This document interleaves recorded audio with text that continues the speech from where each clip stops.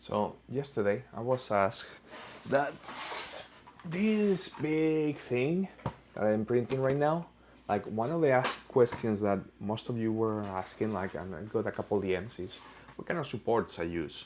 And actually, I have to confess that I use two types of supports. I prefer to use three. Hybrid approach is my favorite one, and that's what I use for most of the plates.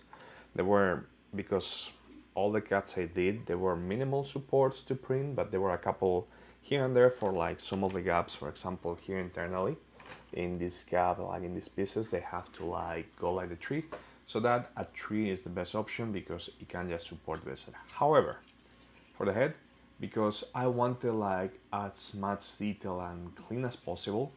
For that, I decided the way that I oriented it, that I wanted it more with like the grid and a snag, because that way I print the entire surface as a block, and it's really easy to print, and as you can see, comes out really nice.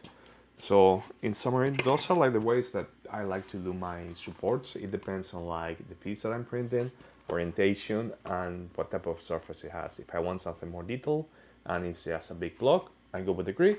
If it's something more organic that it just need like a couple supports here and there, I go with the tree.